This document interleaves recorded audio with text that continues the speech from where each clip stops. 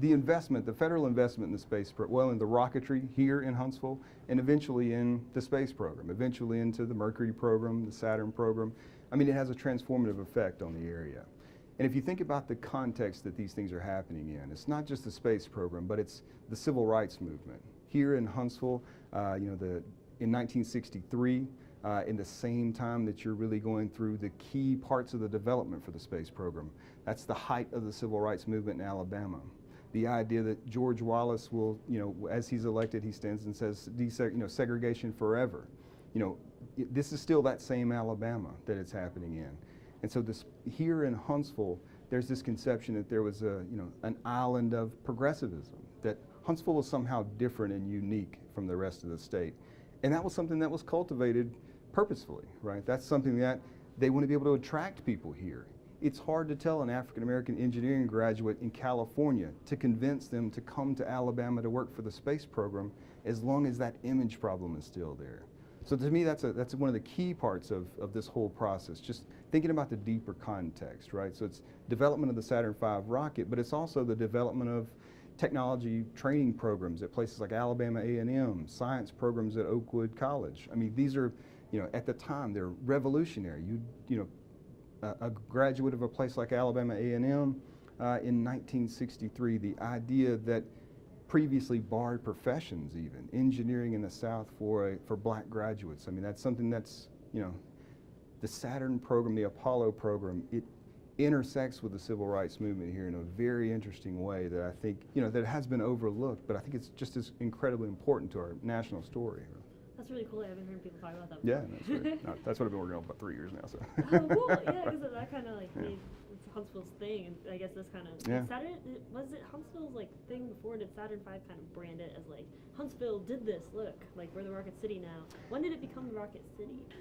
Yeah, Huntsville's got this long history as the Rocket City. I mean, thinking back to the Redstone program that was brought here, the Jupiter program. Think about the Army times where you had the Explorer 1, right? The Jupiter Seas that are developed for that. Everything important that happens in the history of the space program here in America. When you think propulsion elements, you think about Marshall. You think about Huntsville. Huntsville. When we think about the S1C stand and the tests that are done there, and people hear these from their houses. I mean, it's not just the nostalgia that people look back on. When they heard those noises, it meant something to them. It meant that they were participating in something that was bigger than themselves. It also meant that they understood the economic foundations of the Huntsville economy. Huntsville's growing again; it's rapidly increasing. This influx of national immigrants, right? People from across the country, places like Detroit, California. They're coming here, and Huntsville is moving from that city of 15,000 to a city of well over 100,000. And that brings infrastructure changes, right? Huntsville has to deal with the issues of moving that quickly demographically. You have to build schools, you have to build houses. And again, this is all happening in the throes of the civil rights movement. So you're changing as a society by growth, you're changing from ideology, you're changing philosophically. Everything about the city has changed at that time.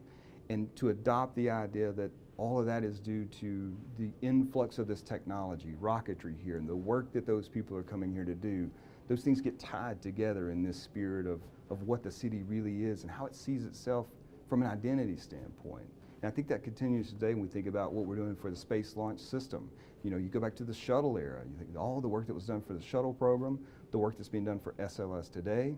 I mean, great things are happening, and it's all tied up with that history and with that identity, and it's something to be very proud of. Right, that's a good point. Yeah, I think the Saturn V really did have a profound impact on that. When Kennedy commits to going to the moon and the injection of that federal money in here, and again, transforming the basis of the regional economy, really, I mean, in a massive way.